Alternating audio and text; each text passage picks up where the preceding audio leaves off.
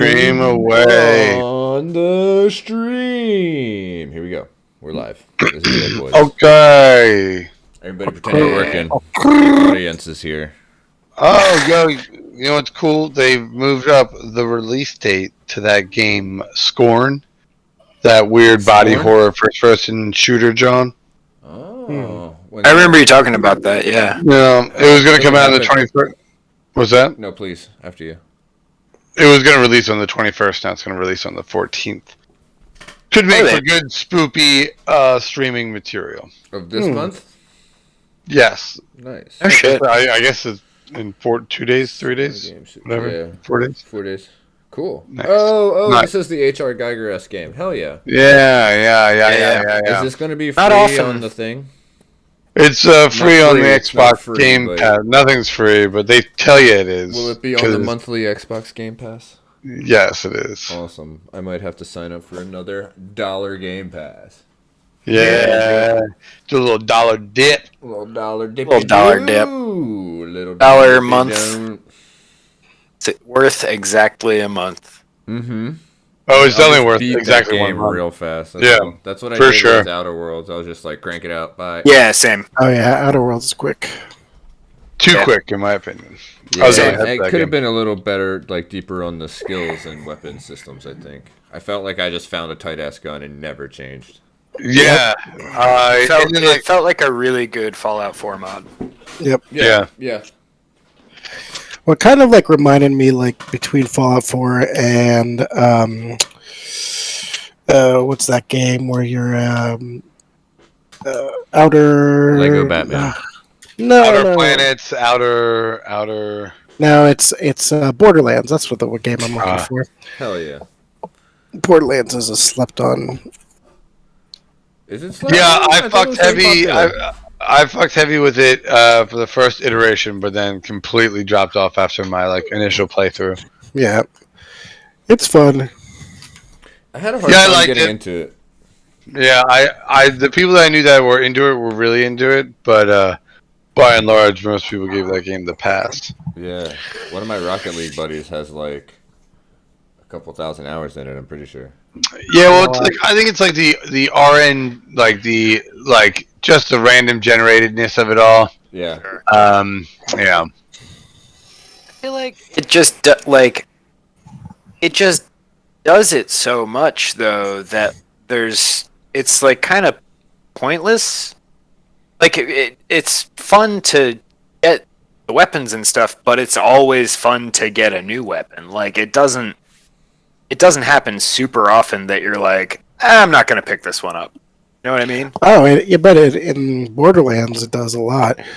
Because Really? in Borderlands you end I up feel with like that wasn't really my experience with Borderlands. yeah, at because all. Borderlands you get these really cool weapons, and then they would have like these modifiers that was like, like if you threw it on reload, it'd become like a grenade and explode. Sure. And so you'd find like a weapon of each type that worked, and you wouldn't pick up anything unless like it was really a lot better. Because, Oh, I went through that game just picking up every fucking gun I ever saw and just switching over to it. Like, whatever, here it is, let's do That's how I it. play the Call of Duty campaigns. Yeah, that's legit. there's a Call of Duty for the VR that I want to buy, Whoa, Oh yeah. that sounds. but interesting for the sure. problem is it's like the VR, the headset that I have, it's like you have to literally delete everything off of it just to be able to play this game because the hard drive space is so small and this game is so massive. So I've been like, maybe not. Yeah, it sounds a little tough. No bueno. Wait till Yeah. you get through your backlog a little bit. Yeah, exactly. Because I still have, I'm still playing After the Fall, which is tons of fun. It's really great. And they added a bunch of new mods and stuff like that on it. And there's one that I just got called Bone Labs, which is really interesting. It's like a little spooky. It starts off like really, really creepy. And it kind of has like a Portal like vibe to it as far as like you're like doing these like not really puzzles, like literal puzzles, but getting over obstacles and challenges. But it has like you're in like this VR world, so you're playing a VR game that's like set in this like interesting VR world that you're supposed to be, and it's all like medieval themed, and then the other theme. It's really odd, but it's a lot of fun. Looks pretty cool. I'm watching the trailer here on the old Steam. Yeah. Oh gosh, the first person climbing. Yeah, Always first person harrowing. climbing. It's pretty fun. Have Jesse give it a look. Yeah, I'm working on it. Hell yeah. Well, there's that game just called, I think it's called Climb and Climb 2 on VR. That's what the game is about. We talked about that, I think. Did we talk about that on stream? I think we Maybe. did. I don't know. Lots of stuff. That would have been. I feel like it's been a hot minute since we talked about any VR business, though. Yeah, I don't recall much VR talk. I don't have any VR equipment. Yeah. Same. I But, got this game looks dope. Which game is this? Bone Lab. Oh. I got a full screen here. Show proper. Boner. It's fine. Boner Lab. Boner Lab, I think, is. Oh man, this guy's. About creation. Oh, I'll just wait until it's on the different. on the screen to commentate. Some unexpected stuff in here. I love the shit where people like juggle in VR, like they like throw the clips up and catch it with the guns. That shit is so funny. I just did he spun the gun around. Yeah. It's so funny.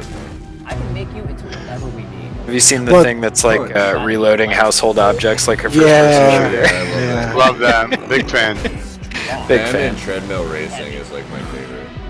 They put like vehicles on Treadmill the racing. treadmills. That shit's very funny. Yeah, that's hilarious. Mesmerizing. That. And Well, the other thing I like- shit watching climbing. Like a lava lamp. Yeah.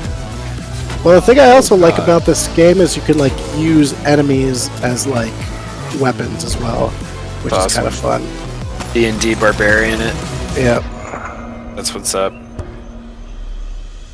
I've seen, I saw some game where it was like, like fighty, stabby business, but there's like a laser fence and the guy uses like the body of an enemy to block the lasers so he can step through the gate.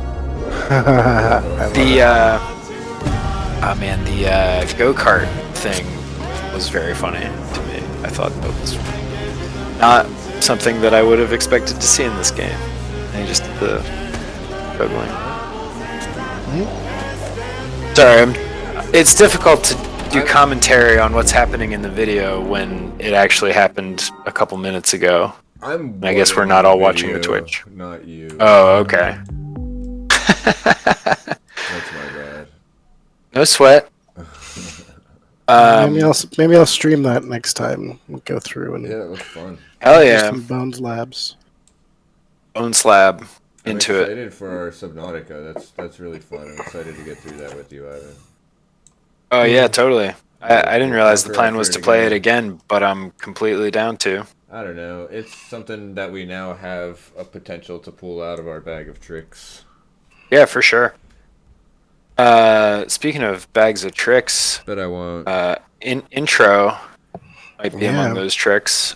And that intro is going to start right now. Hope you're ready. Hold on to your asses. Let's fucking go. Because it's How to Kickflip a Horse, a mostly weekly live stream where usually we play Burn Bryte, but not this week because we're missing Paul.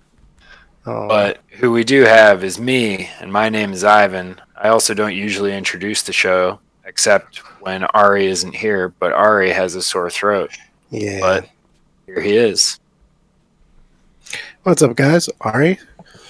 Sore throat, so I'll be chilling out this time with my cup of tea.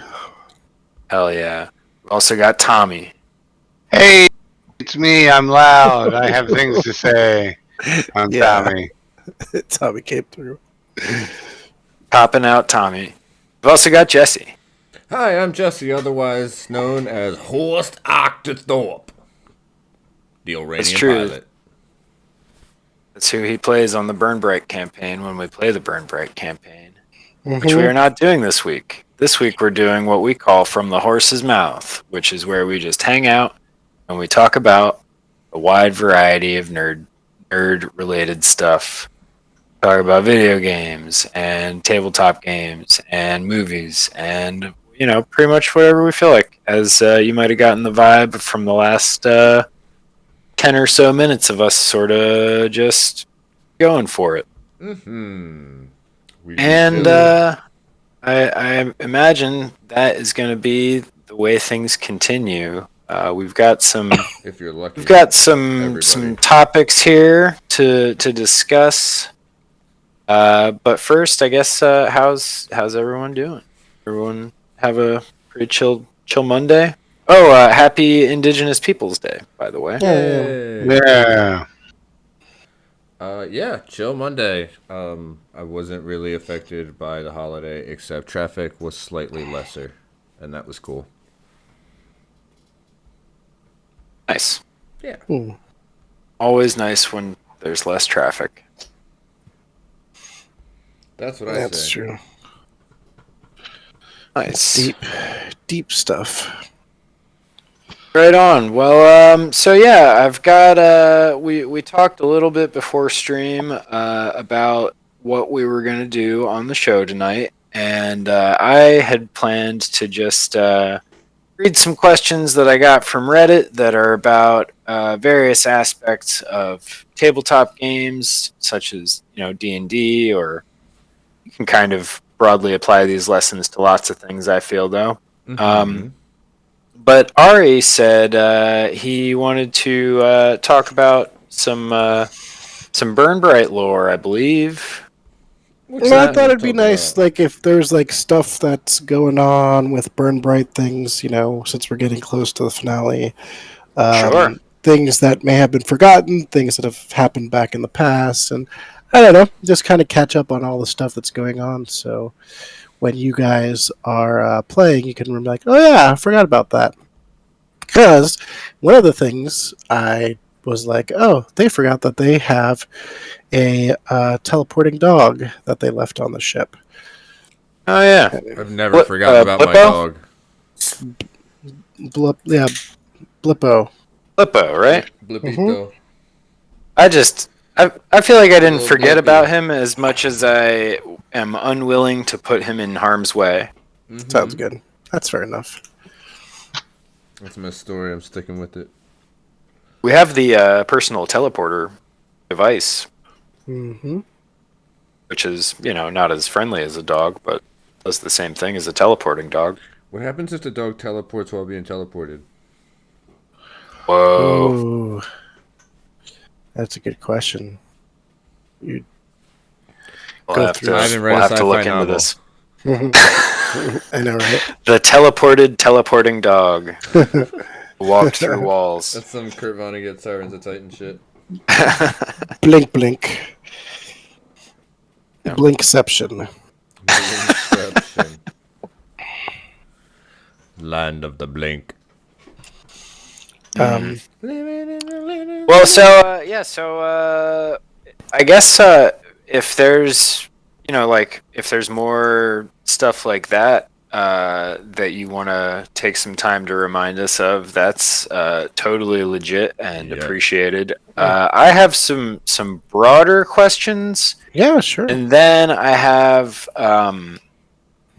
some like in-universe questions that I don't know if they'll be. I have them written down in order that I think in the order that I think you are most likely to be able to answer them without spoiling future events. That's fair enough.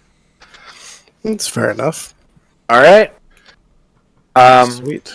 Well, do you want to just go back and forth, or you want to start, or I can start? Yeah, why don't you go ahead and start? I'm curious You to see guys what you talk got. over each other. Yeah, that'd be we both talk. All right, same time. Okay, so what I was 3, thinking was, 2, and then 1. All right. All right. Now, yeah, go ahead and ask some questions. All right. Well, so this is just this is for everyone, and it's probably going to be. I mean, it's the most difficult question that I would, from my answering standpoint, most difficult question of the night. Where's it And going? it's, who is your favorite NPC? Oh. Yeah. That's fair. You want me to start on that one? Anyone? Yeah, somebody else go. You'll go. I liked my. Well, I'm biased, but I like my Rornan boys. Yeah. I like getting, but I also like the cantankerous one that was on like the bay. That's like fuck you, dude. But then he came around. Delzak that we sort of kidnapped. Kidnapped pilot? and tried to get into our cult of Bug-napped? oneness. My bug nap singularity cult. The That's a good pirate answer. captain. Who was the dude? God, I'm gonna totally space on the name. He was like kind of like an inept bad guy that we like kind of caught red-handed, but he was kind of chill. What was that dude? Oh, I know who you're talking about. The guy with the robot friend. Oh, is that who you're talking about? Oh, I don't No, know. I was thinking who you. I'm not sure. I don't know. You're talking about the hacker guy? Yeah. And then you like double crossed him or whatever. Yeah, Nove Ostrin. Nova Ostrin, Whoa, yeah. there you go. Yeah, Nova Ostrin was a fun little character for sure. Mm-hmm. And Little Nova Bundle of Ostrin, shit. yeah, he kind of well, but the thing was like he became a a little shit because of the kind of actions that you all took, and you know, he found that he like behind the scenes wise found that it would be better to one to push the story along to keep kind of like a little bit of a way to connect with what's going on with the bad guys, but also just to like show that he like because he was going to double cross you guys later, but because of what Ivan was able what Ivan was able to discover on some good rolls, he didn't quite get the chance to like I was planning on it. So that definitely I remember that sent me to do some changes in what I was going to do. But that's kind of how the game is played. But I really like Nova Ostrin, and he was supposed to have a much bigger role in this whole universe than he has had due to the fact that he's kind of got chopped at the knees. Mm-hmm. Well, that's what he gets for being a jerk. Yeah. But I feel like it's funny that you say like you had planned for him to have like a bigger role, because like I feel like he's been whether he's actually there or not, he's sort of been present in Oravona's mind at least, and I feel like that was kind of like her interaction with Nove Ostrin was like he seemed like he was already a lost cause, so that was why she did the double cross. But then when we met up with something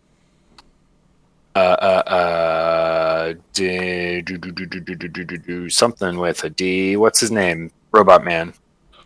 Robot Builder. Danilo. That's Yeah. Yep. I feel like Oravona's reaction to him was stronger than it might have otherwise been, because she was thinking of Nove Ostrin, and didn't want Danilo to just follow that same path and be another Nove Ostrin. Yeah. And Danilo, like he was the builder, the robot. Like the way that he was written in, he was just like kind of very shallow, and they didn't really explain. Like basically, like the original Danilo was just like an arms dealer with no sympathy, and I was just like, that's no fun. So that's when I included his brother into this to kind of give it a little bit of background. And honestly, that whole interaction was supposed to be like a 2-session thing that got like really, really extended, which is one of the things that I love about like this type of game, because like a lot of the stuff that took place because of getting to know these characters' backstories and being like, all right, well, let's try and make things work out, instead of be like, okay, you're a dickhead, I'm gonna just turn you into the police or kill you, Mm-hmm. And that kind of created this whole thing. Oh, and that's the other thing that you have one of Danilo's bots as well. Right. Yeah, if you remember that Extended warranty. Extended warranty. He was going to be one of my favorite NPCs. Nice. Yeah. but for sure. So that's one of your favorite NPCs? My favorite is Latest.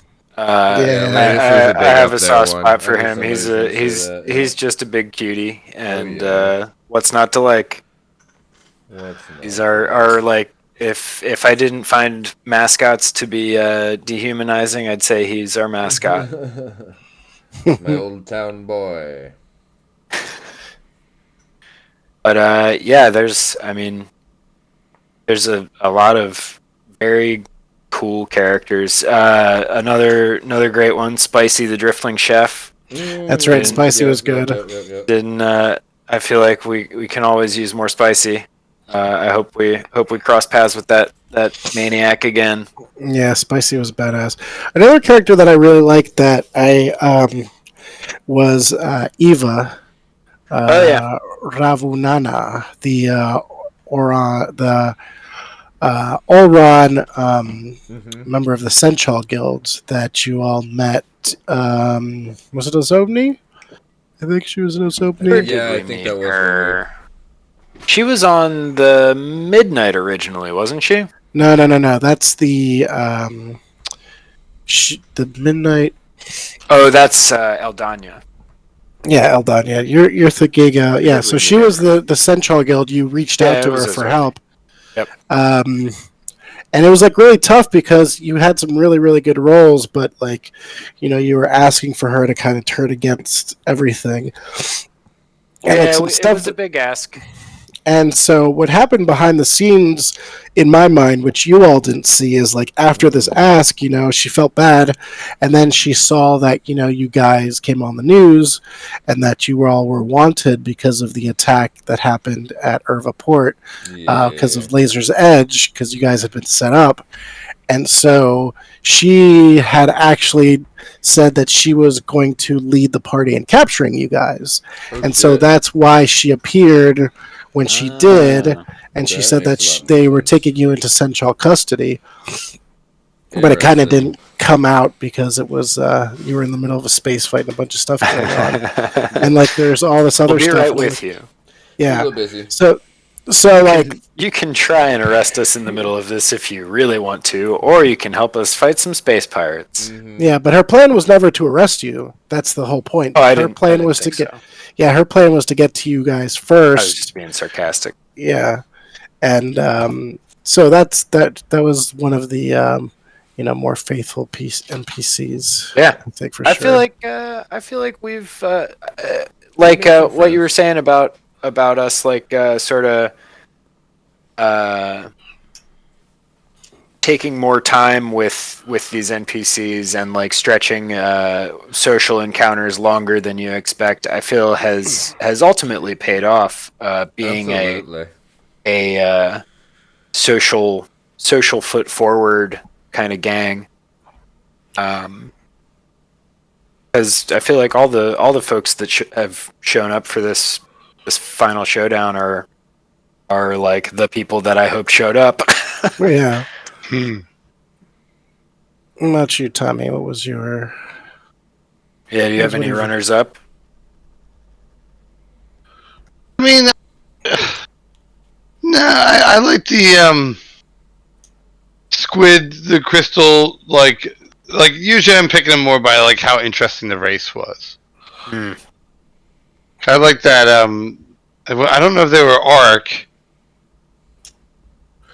but dang, where they have like a crystal inside of them or something in their chest. Glean. Glean, Yeah, that's the him. gleans. Yeah. Mm-hmm. I was about to say they sound like a Rick and Morty themed. Like I always think of like what's the like a Glumbo or whatever they have. Some Rick Sure. Yeah, shit, yeah. Yep. Shit, yeah. Glorpo. Oh, yeah, Fart. a Flumbus or something. And so you take the flubloids. Yeah, right. Shlami Right. comes in and he spits on it. Exactly. This is a Shlami's Rubs it favorite with part. Shleem. Yup. But Hell yeah, yeah. you know, Does. So Body. My final mention will be people that we did not spend much time with, but who I feel are kindred spirits and the leaders of their own interesting stories, and those are the Plasma Geists, Piccolo and Pleble. Yeah, Piccolo and Pleble Good are mention. awesome. Very very cool characters for sure. I have a feeling we haven't seen the last of them. Oh, I hope not. Ooh, I mean, yes. this where we are now is where they were taking all the plasma they were stealing, right? It would Correct, make sense yeah. for them to be here. Yep. Another very notable mention is Talon and Mac, Mm-hmm. Yep. who have been kind of thick and thin. And I also want to remind you guys of that weird interaction that happened with Talon back in Azobni. You guys recall that? I thought it was Mac, the Mac imposter. The Mac imposter, that's what it was, yes. But he was coming to ask about Talon, and you're like, what are you talking about? So that's going on. Well, he that is one of my. That wasn't one of the questions I was going to ask tonight because I thought it would be too spoilery. But since you brought it up, that is on my flowchart list of unanswered questions. Well, I mean, I'm not going to spoil it, but it was because of that misinformation, it did send you on the mission to where you are right now. Yeah. So like, I mean, it was a Mac imposter who sent us to rescue the real Mac. Exactly correct. Right. Which I don't know if imposter Mac did that on purpose or was that if just he didn't happenstance? know, if he just, there's a lot of stuff that's going on with that, which is really really interesting, and there was a lot more of that type of stuff. I've been wanting to kind of tie into the story, just weird kind of apparition-y stuff, but it's like we get pushed into these directions where it's like it feels kind of like stuff feels like it would be forced, so some of the stuff naturally hasn't come back up about that. Sure. Like asking about it, like following up with those, and like asking questions to people. Like, it would have been like something if like when you were at ARC, like you would have researched like clones or whatever, what I mean? Like there was ways that information See, my thought was Driftling. Or Driftling or whatever. I just assumed like benevolent Driftling, and then nothing negative ever came of it, and we never found anyone else who was an obvious imposter again. Yeah. So like, I don't know. I figure whoever it was will reveal themselves to us when they see fit, because they haven't done anything to mess with us yet. No, that you know of. That we know of. All right, what's another question? Let's hear another question. Oh, no. All right, my next question was, what story path does anyone think they'll do next? That's a good question. Anyone have any ideas yet, or are we still just waiting for the finale? Mine's pretty easy because I've just been camping on it, and I think it's happening at the finale. Okay. Or something similar to it. But we have this whole arc that's related to Horst's, relating his family members, that is going to happen at some point. Yep. Oh, yeah? I mean, yeah. Very cool. I'm guessing. I don't know. I don't have any secret inside information or anything. I'm just saying. I'm guessing. I'm just going to say this about that. You guys are in Elrond space now. Mm-hmm. Or not. Yeah, you guys have crossed through Elrond space. So it's going to be tough for you to continue to fly under the radar, is all I'm going to say. Yeah, that's what I've been figuring. Especially if you remember, the last part was that the Elrond had sent had peeled some off of their fleet to go and handle this. So there's like definitely Elrond military personnel that are close by. So the chances of running into people that know Horst increases by the by the moment. There were definitely a few people who recognized me and lived to tell. Mm-hmm. That is correct. Well, we'll just have to give them the slip. Or you'll have to confront your past. Ugh. Yep. Ugh. Goal. What about you, Tommy? You have any story paths? No, not that yeah, like, well, I'll elaborate further, but like, I wish I like. So, are you like story path wise for like this character in particular? Yes. Yeah. I wish I had done like you know, it's funny. I forget what I originally had him planned. Like he was gonna be like a bootlegger or something. I couldn't remember, but like the Zen one really works with the Ronan storyline story path. But like I should have picked up like a hobby or something, you know, to like also pursue or follow. I guess I could very well. I haven't the character sheet that I have isn't as easy to navigate as the one I had in the past. Oh yeah, we need to fix that up. We should probably fix that up maybe for next season or something. Season 2 now with working character sheet. Yeah. Well, if you don't, do you remember Elfron? Elfron Hubbard? Yeah. Elfron Hubbard. Elfron Hubbard had mentioned. Oh god damn it! Elfron had mentioned that he is working on connecting the Ronan race back up now that the mother is gone, and if you recall when he left, he said that he wanted to talk to you once you were finished with this mission. So that's what he's actively doing. So, maybe something that's in that kind of wheelhouse is what I was thinking would be kind of the next, for Doc anyways. I would imagine that, if there's another Ronan out there that's like trying to do that, would be at least curious. But he was, interested in speaking with you and talking to you about like doing that, especially since he works with ARC and, has big reach. I was kind of thinking something like that for might entice Doc, or definitely would cross Doc's path if this is a successful mission. Nice. If we don't blow ourselves up.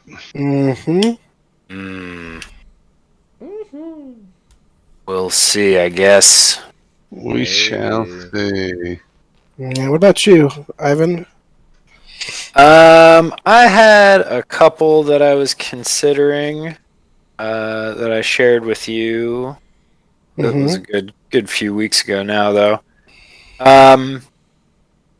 Haven't thought too much more about it. The one that does interest me, though, is I guess this is two different ones. There's gain followers, and there's also seek fame.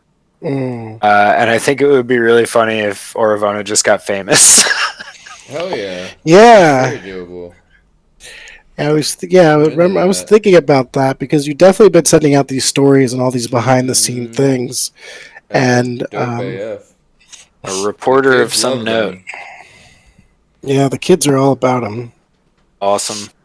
And there's definitely that connection that you used to have with the newspaper that helped get them published. So they've definitely gotten around.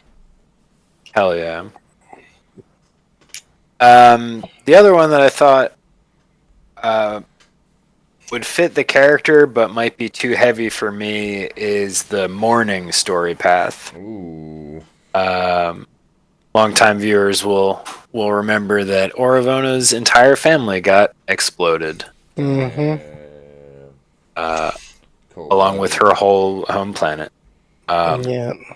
Cool. But it is cool that, like, I'm sure I've said this before, but I think it's worth saying again. One of the coolest things about Burn Bryte is that it ties the, like, hard number type of character progression directly to story beats.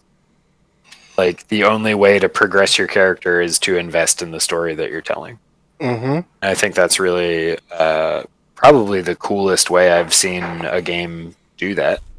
I couldn't tell you anything else that does that, even off the top of my head. I guess Blades in the Dark kind of does that the way that, like, doing stuff is how you get the XP.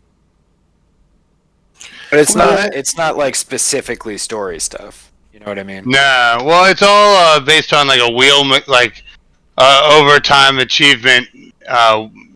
Like there's activity wheels, Right.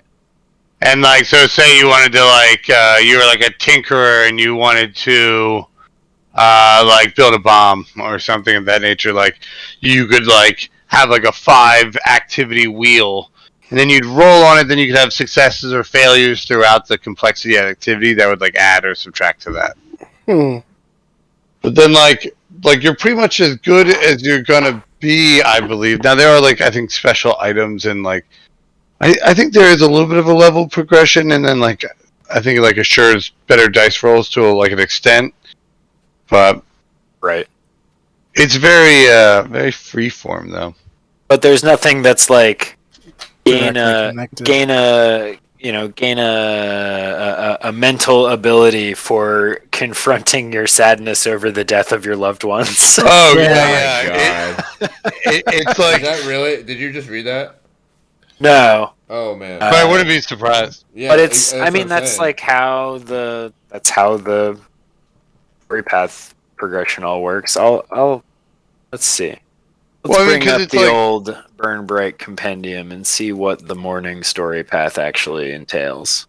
I feel like it's adding a mechanical layer to like benchmark or milestone leveling. Yeah.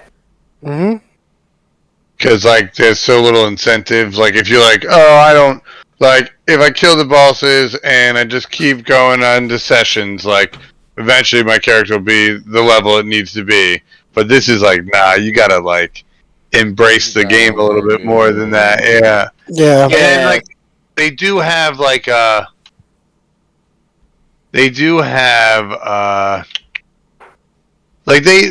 think they do have like a good reward system. It's kind of cool that like certain things give abilities and certain things give like stats, so you can like kind of start to flesh your character out as the story progresses in front of you and like your teammates progress as well. For sure. Totally.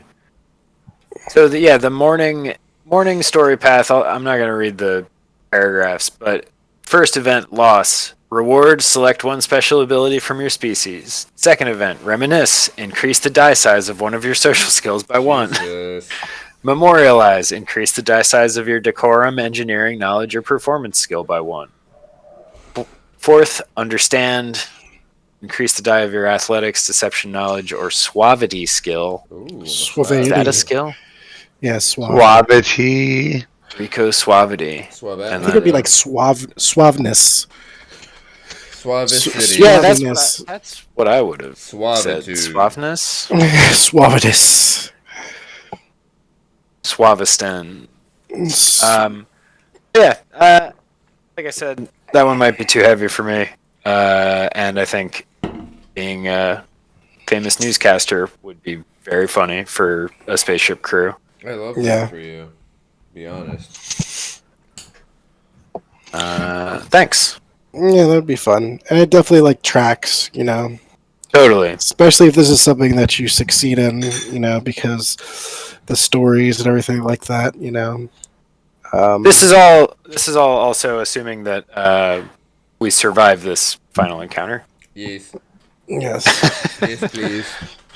And I will again reiterate that like there is stuff that's like, and it doesn't mean that you need to necessarily rush to like to one place or the other, but Sure. you know, there is definitely stuff going on, and like, you know, as this is like time is like clicking, is definitely a clock on this part of the game for sure, which we haven't really had too much. I've been pretty lenient with stuff. I think the only other time that there was like a chance for a ticking clock was when Laser's Edge blew up, because there was like a chance of there being, you know, the explosion going off while you guys were Right. still in there. Of us getting exploded. Right. Yeah. Yeah. Exploded Yeah. upon. That got a little hairy.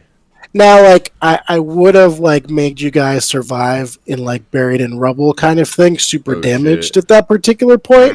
The Just toothpaste. because I figure like I didn't really want to like kill off your characters with like that. But I That would have been figure really, really insane and intense if that's how that. Yeah. That's how it had ended. That Damn. would- but I mean, there's gnarly. so many like little things like that that you guys have like avoided. And it's funny because like there's so many things that I started that just never came around. So I like kind of like had to retcon in my own mind. Like, okay, well, there's no way they're coming. There's no way for them to figure out this fact. And if they don't figure out this fact or like come across it, it won't. It'll just like just destroy them out of nowhere. Like it's like they won't be able to solve this issue because Sure. it's like they've gone so far away from it. So it's like, okay, well, that's not going to be fun if all of a sudden like something shows up and it's like, hey, guess what? You forgot to do this. But it's been Well- fun. One of those big situations that like really changed. Was I think the biggest thing was the Spin Droid Cup. Oh yeah. Um, You didn't which expect us to enter it. Yeah, well, Usually. the whole thing was, and this was silly me, is I was planning on it being like a way for you guys to get off planet. Like I was expecting you all to give you an opportunity, like because the place was going to get locked down, and I was like, well, this was the only things that are flying, so I expected you to use it as a barrier to kind of like while everybody was busy on this, you guys had this like opportunity to act, while attentions were elsewhere. But hell, we ended up Kind of did. of- And then we Yeah. just got all the attention right back on ourselves. By winning yes. It was? What we do best. But we also we knew we were innocent, and we knew that we could prove that we were innocent. So what did we have to hide from? And they didn't put a door in our way, so they couldn't catch us. That's right. So my next two questions kind of already been answered. But first one was, what is something you wish we'd done differently? Which I guess it's not the same as wishing we'd done it differently. And then the next one is, why are doors so difficult? Nailed it. So, is there anything you wish we'd done like specifically differently? Like, not even just Ari, like any situations like in game that maybe we ought to have approached differently. We should have done more gel. More gel. Everybody should have done more gel. Yeah, I think I was kind of carrying the team when it came to doing the gel. you were You know? an unnecessary amount of work. I wonder what it would be like for Roarnan to eat.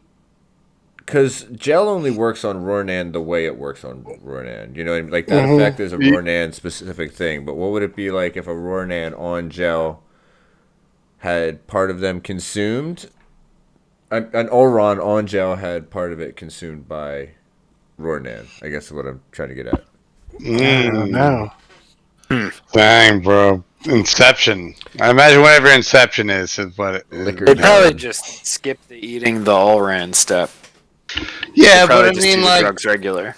yeah, but what if you were like near the end of the life I guess cycle? so. I feel like I could part with one. Fair enough. Just a little. It'd be like getting a haircut. Maybe that's how Yeah. Allran get haircuts. Maybe. Roarnan. Yeah, it's like- Maybe. Instead of taking a Hoovers it up. shit, like there's just a couple dead ones. Couple dead ones, kind of like stop walking. Thunder and Jesus. You're just the cloud is just hovering over the toilet for a little while. A few of them fall in, and then Yeah. you just go about your business. Oopsie. It's the circle hilarious. of life. Truly. All right. Well, no fucking regrets on the inconsequential space egg. I love that. Yeah, I've got no fucking regrets. I might have not taken. I a think point we've done upgrade in everything performance. perfectly. In What was that? performance, Just so. Well, I could have not done the dancey move that Horse did in the beginning. Not the dancey move. That's so disrespectful. The Haka, I think it's The called. Haka. The Raka. Raka. Well, I'm sorry. I didn't No, mean no, to call you're it good. that. You're It was good. You're very good. No, you're fine. disrespectful. I laugh at Our myself. international community. Yeah. Idiocy. Let's take it. Anyway, it's in the I world wish forever. What? Yeah, I wish you guys would have taken Latest with you. Oh When- yeah, you did want Sooner? to have latest. Yeah, I did really want you guys to have Latest with you. He would have opened up a lot of different opportunities being there, but Well, we Yeah, didn't want him. but you didn't want him, and that's okay. I wasn't We going to didn't push it want on to. We you. didn't want to put him in harm's way. It's Very true. Our sweet He's of no boy. use to us dead. Our sweet boy. Our sweet, sweet baby boy. Sweet boy. Sweet dumb boy. Our sweet idiot son. Latest is probably smarter than all of us. Seems fine. He's a pretty smart cookie. In real life. I mean, Mhm. so why are doors so difficult? The dice. You think it's just dice? I blame the Not dice even. 100%. That's my All right. that's my excuse, and I'm sticking with it. Damn it. It's fair. I think it's because there's like a sort of like a finality to it. Like you cross the threshold. There's sort of a subconscious switch that goes, okay, no turning back. What we do beyond the door is what we're doing. right. Yeah, like and you've made your choice, transition. and that's what you're doing. Right. Exactly. And I think that kind of comes from video games, specifically the original Resident Evil games loading screens, which, if you remember, were just a slowly opening door. Torture. Yeah. When you were moving forward in those Torture. games, it was a commitment. Excuse me. Mm-hmm. Or at the very least, a pain in the ass to just turn around and do it again. But that fucking door animation, man. Gets you every time. Generational trauma, courtesy Capcom.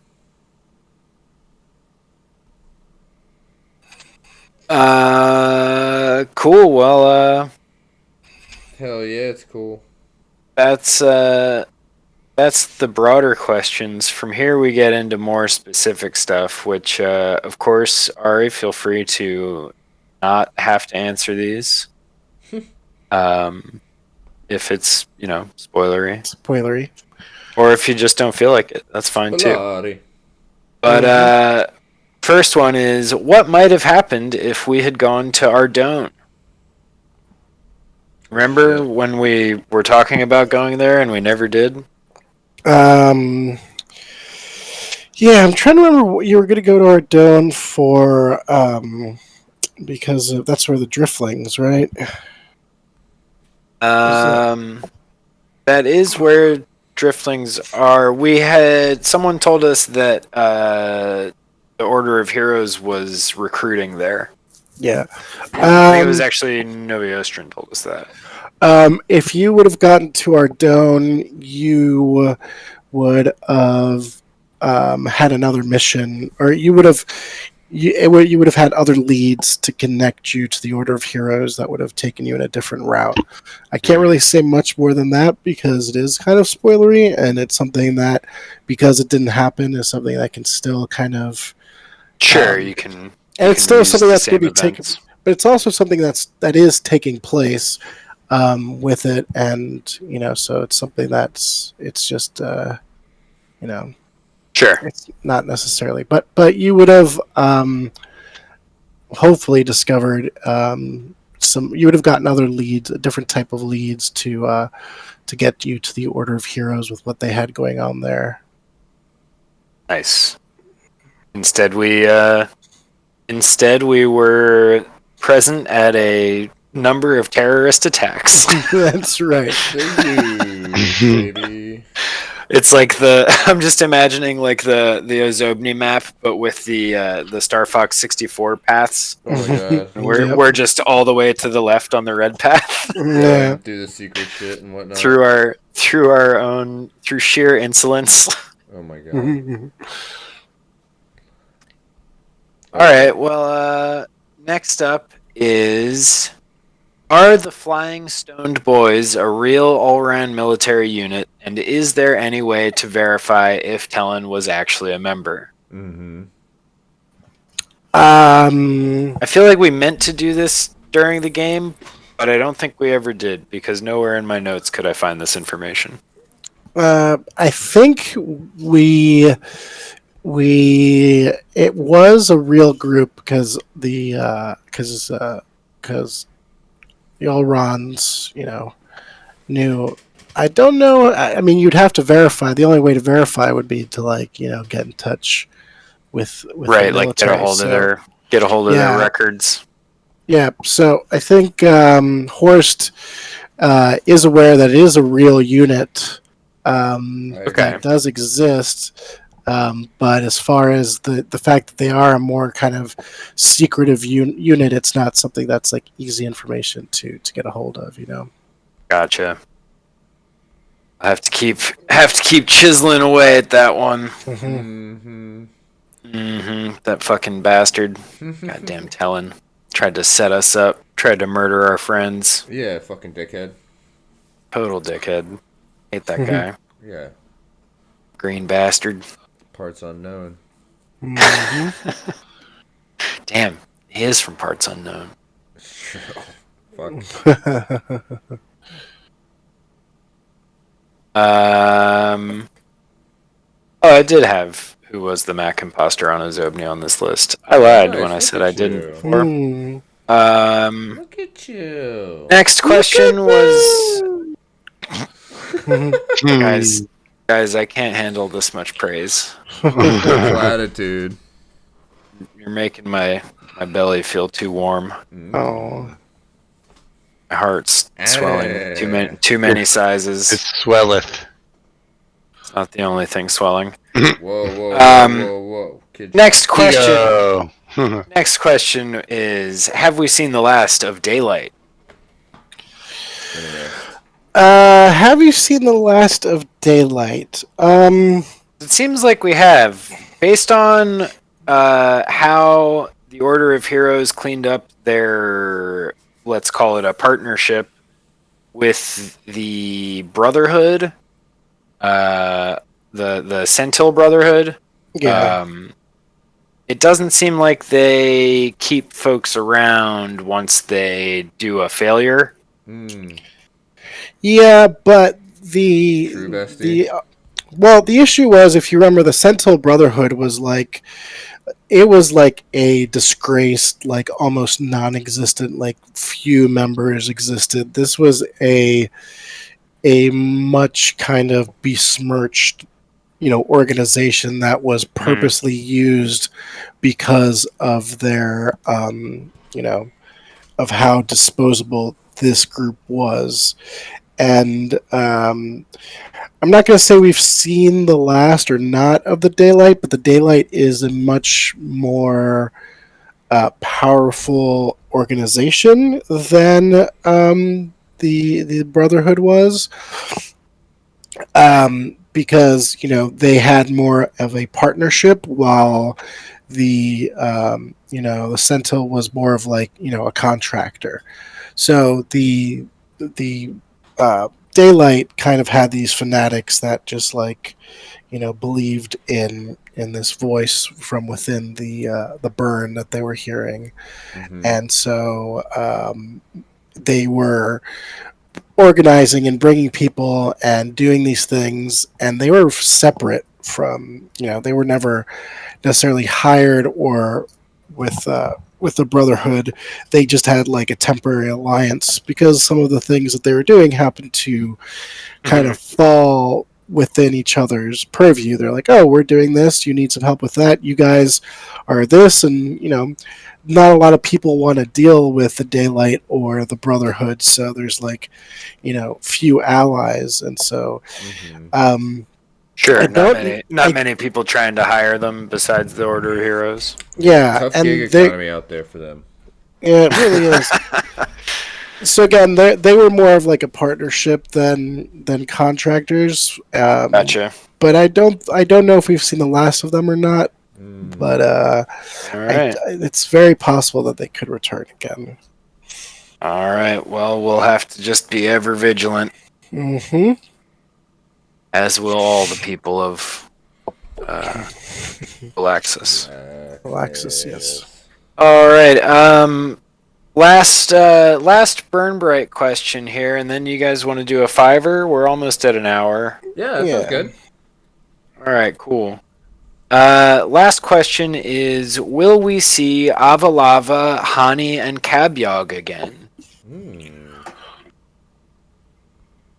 Those for people, for viewers at home not up to date. Those characters are ones that we played in a Burn Bryte side story. Mm-hmm. Some time ago. We actually did 2 episodes of that. Yeah. Was this what I was out for? You were out for the second one, I think.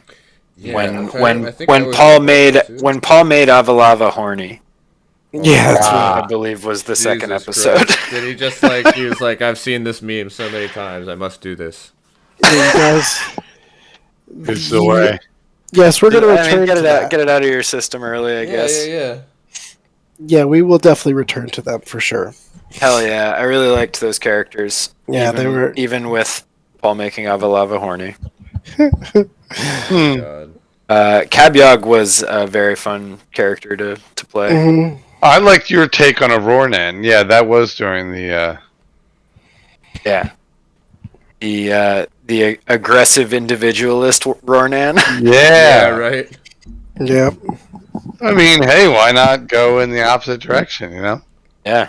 What if you're right and they're wrong? Right. It's true. Hell Well, yeah. Well, I also feel that that kind of was the way that the pirate, went as well. Sure. I'm drawing a blank on his Gelzak. name. Gelzak, yeah. Gelzak went like Gel. I thought it Gel. was J. Gelzak, yes. Yeah. It's GIF. Geographical interchange format. That's right. But his whole thing was he kind of felt so alone after that and was like going from place to place that he was eventually like embraced the solidarity of it and the solo aspect and like pretty much like pushed it so that he's like, okay, fine, as kind of a coping mechanism, I'd say. So yeah, so that's interesting. It's a thing that can happen. Mm-hmm. Well, that's good news. Like I said, I liked those characters a lot, and I hope we find time to do more with them, because it was a hoot and a holler, as it always is. One hoot and one holler. I mean, at least one of each. At least one hoot and one holler, for sure. But yeah, so let's do a fiver or a generous fiver here. And we'll be back with some questions from Reddit. Yay, Reddit. Yeah, I know that, Reddit. buddy. If you're out there listening to this and thinking, I wish they would answer questions that I have instead of ones pulled from Reddit, you can send us questions on Instagram. You can also follow us there at How to Kick the Horse. That's the best way to get in touch with us, for sure. Short of, I'd honestly say that's probably better than getting in touch with us via the Twitch chat, because I go long stretches without looking at it. Yep. It's usually so message us there, or message us on Instagram, and the next time we do one of these, maybe your question will be one of the things that we talk about. But now, maybe we will eat your soul. Who knows? Maybe we'll eat your soul, but you'll have to wait until we're back from break to find out. Mm-hmm. All right. Radio 1, play the drum. Back in 5. Bow. Bow, bow, bow, bow, I bow, can bow, feel bow. it coming in the air tonight. Thank you. There it is. Someone want to put up a time back on the thing? That would I be got tight. it. Quickie Thank Mart you. closed for All 5 right, folks. minutes. See you in just a little bit. Thanks for hanging out.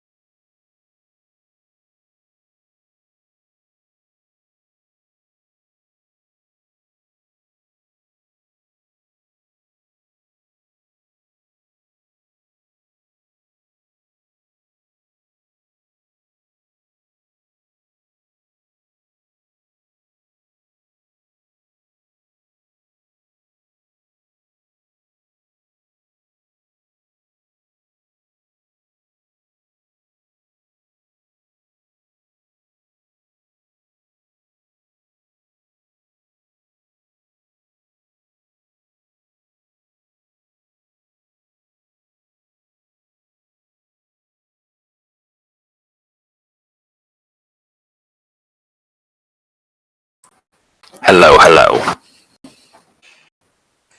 Hello, hello. Hello, hello. Hello, hello. Don't know why. How's it going? Goodbye. I say what's up. I say what's up even when I mean goodbye. Mm-hmm. Alright, what's up? Peace. Aloha. Adios.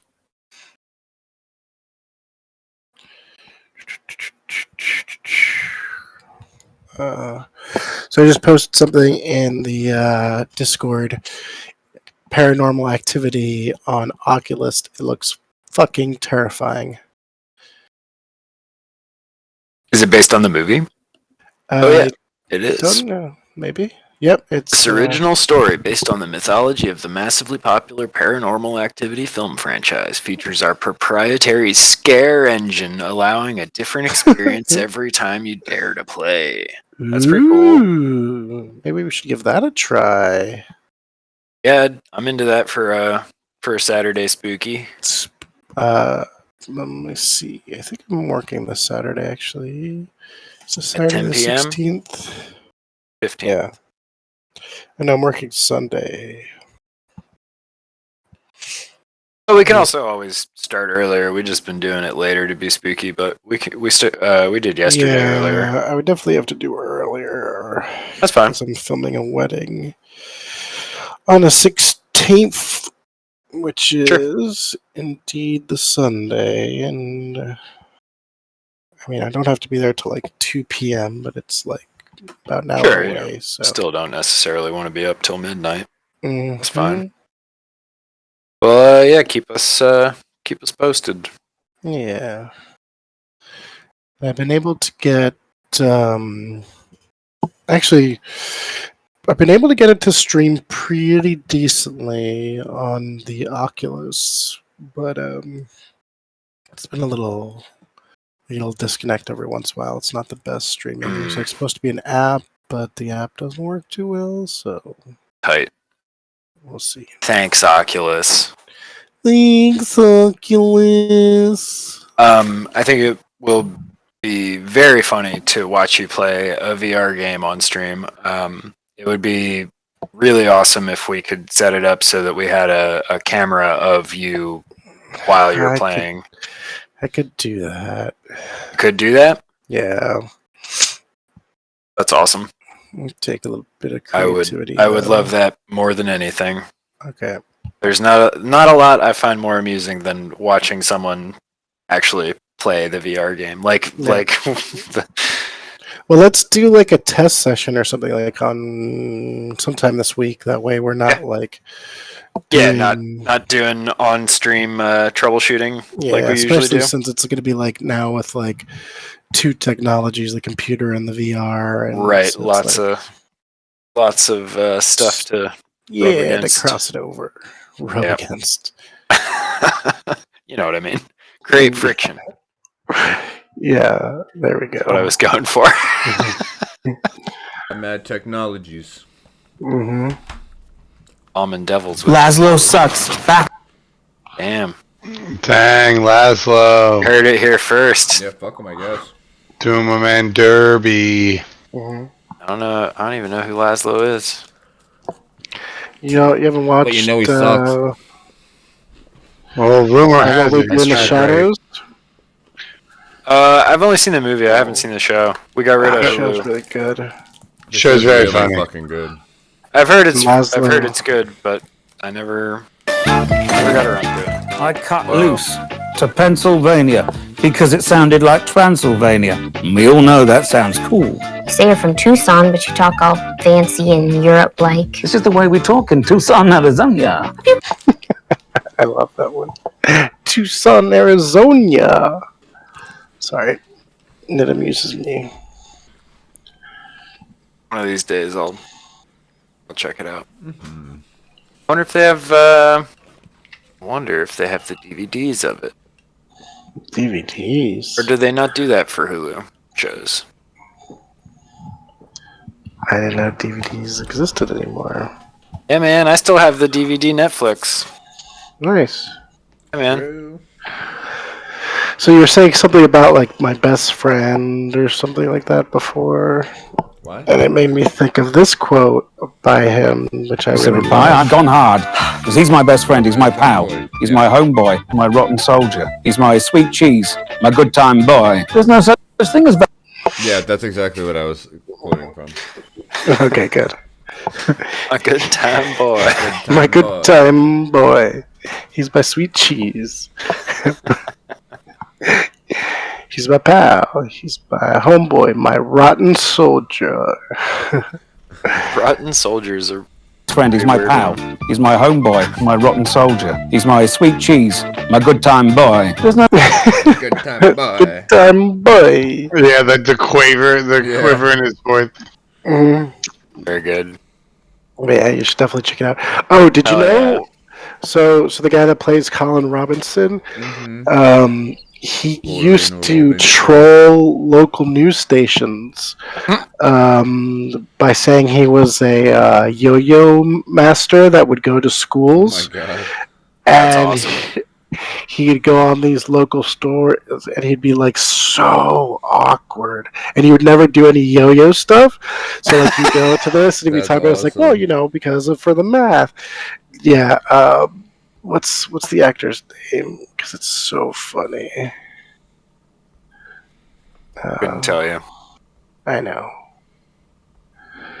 I bet the internet knows. Nah. That's what I'm looking at. Mark How does Proksch. your internet know anything? Mark Question. Proksch. Such a weird name. Jeff. Speaking of the internet knowing things, we're all back, right? Mhm. Yeah. Oh, You guys want to do some Reddit questions? yes. Ask me anything. All right. Well, this one I guess isn't really a question as much as a request for collective brainstorming, but I think this will be fun. Mhm. And a good segue I could have used earlier would have been, speaking of sweet cheese, Hey. on the Ask Game Masters subreddit, user Careless Conclusion 65 says, please recommend your folklore, legacies, or ancestral trinkets and foodstuffs. Oh my god. There's halfling pipeweed, dwarven ale, elven whey bread, etc. What are some other things that could exist for merfolk, minotaurs, centaurs, etc.? I have a dual encephalon race, which means, I had to look this up. Dual encephalon means two brains. Whoa. Oh. That makes I'm of two minds about that one. Oh, Hey. got him! I have a dual encephalon race that I'd really like something unusual for too. Please consider gnomes, goblins, giants, dragonborn, infernals, celestials, living vampires, or even undead liches, etc. You mean my So I thought that might be fun to brainstorm about. You guys do any of you guys have any like specific to your characters, like cultural touchstones or anything like that in any of your games? I've used it in the past. I drew on like a dark old one, but I like kind of repainted it as like a Mesoamerican deity or something like that's of cool. that kind of nature. Because I just like, I don't know, love that stuff. Love that like time period and everything, and it's like so never really focused on, so you kind of have to scrabble it together, you know. Yeah. Sure. Or like whatever existed is like super dated and it was probably had no right being made in the first place. Right. But you know, I really do try to like, I don't know. Well, I guess it comes down to like how your character making process is. Sure. That's also true, yeah. Well, I mean, I know like paladins, I think, have to have like some sort of religious item, right? Oh, it's Where true. they have like Like a holy symbol. Yeah, like a holy something symbol, like something that that. they need to use to like connect them with their patron or whatever. that's an interesting thing. But I'm trying to think. I don't think I've ever really had anything for any of my characters. Can help come up with some fun stuff for somebody with 2 brains. I would imagine, like, I mean, having 2 brains, it's like one brain does the thinking, one does the body. That'd be interesting to see how that whole thing worked, or do both. Yeah, I imagine like a coin they flip for making decisions. Yeah. Just constantly plagued by indecision until they like get this coin and flip it. Then fight about the result, maybe.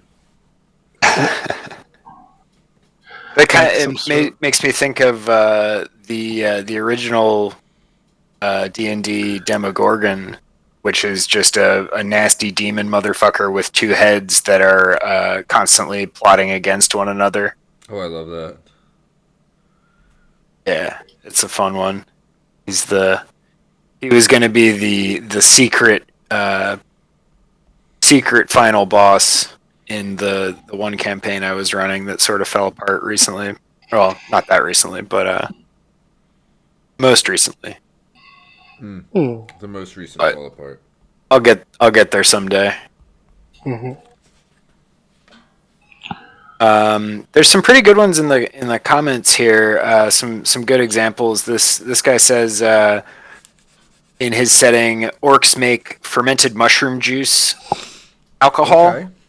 Yeah. That they all profess to love, but secretly prefer human and dwarf made drinks. That's hilarious. Like, this is where we're Like, from. I'm sick of pretending like this is garbage. Yeah, That's amazing. like like me and Fernet. yes. I love that's Fernet. exactly what that is like. I love Fernet so much. I eventually did wind up Apparently, loving it's like Fernet, that with Ari too. but I originally drank Fernet because I thought it was hilarious. Because it just And then you tastes started like liking it just doesn't taste like something you should drink at first, and then it's just like, well, it's just like it's like stop me from getting a tummy ache juice that gets me drunk too. Yeah, it definitely creates a less hangover than anything I've drank. That's for sure. Yeah. When you start saying a word ironically in drink Yeah. form. Let's see. This guy says merfolk could collect a particular mollusk, which they ferment, bore a hole in, and then smoke. Smoke in Holy quotes shit. underwater. Oh, like bubbles. Well then. Yeah. Yeah, or like, what if they'll take it to like deep thermal vents and then they'll Yeah. superheat it, then they'll like smoke the bubble. Shit. Or they've That's got like cool. something that they're able to like contain the thermal heat, like a little like way to like contain that.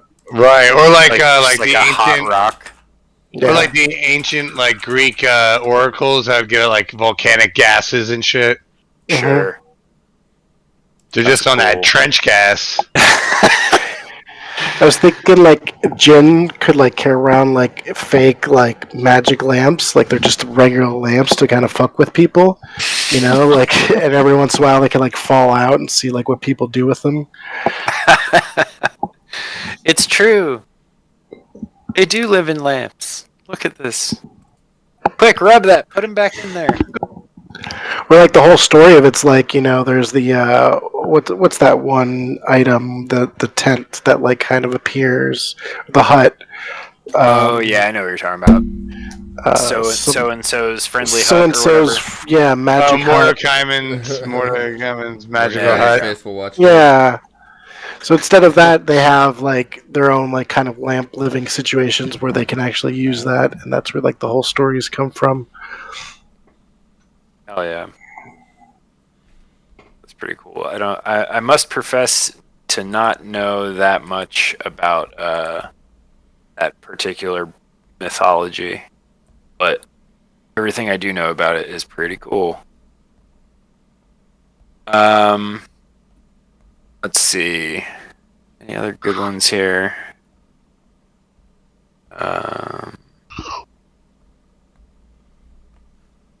This one says merfolk foodstuffs. There could be a kelp wrapping that keeps food fresh. Oh hell yeah. Let's see. Centaur food stuff. They could be. It could be like basically what he's describing is like a granola bar, as opposed to like the Elven Way bread. He said it could give a boost to stamina for staying awake during long migrations. You know, like a centaur would do. That's true. Some speed. Centaur speed. Dragonborn. Draconic recipes require a fair bit of practice, but each color has their favorite food with hot spices, cool gels, sticky poisons, and so on. Each house interprets these differently, so having glazed fruit from House Drunganok is not the same as the glazed fruit from House Clamagok. Oh, like That's pretty different cool. types of liquors and alcohol made in different areas. I always, I had this idea. I might have even said this before, but like having like a druidic society, where like instead of writing down books, they like just like transcribe all their information to like they just tell it to the trees, and then you just speak to the trees to like acquire your information. But then the way like I would really cool. Yeah, I like the that. way I would like give that to the PCs would be a joke like item called like a druidic library card that just like lets you cast speak with the plant. But It's just like, a leaf. yeah, it's just like a leaf or something. But like it lets you like Present this leaf at the local grove. So like I think it'd be like a cool way of like a druid grove having like all their information stored, but not like ironically on dead trees. Right. And That's kind of cool. That's a really, network really gets cool sent idea. through. Yeah, that's a great idea. That's such a good way to like explain why a druid circle would be like so devoted to a particular like Right. Like the segment of the information is forest, like too. is like truly this bound is to that where area. this is where our history lives. This is where all the stuff we know is. Yeah. So like literally. I like have this like note. I just have like like driving notes where I'm like, oh, write this down. Like, Hell yeah! No, I think that's great, man. That's awesome. thank you. Thank you. Yeah, that fucking rules. Very creative. Super creative. Here's another really good one. This guy says, in my world, orcs have a spice where the closest name they have for it in common is face punch. Thought that was pretty good. It's a little too much face punch on that. So, can I get a little face punch? It's not on this thread, and I think I might have mentioned it already, but I'm going to say it again. I was reading something that was talking about how apparently there's like a trope that dwarven food is like pretty bland. And I didn't bother to verify that or anything, and couldn't think of any like examples of it.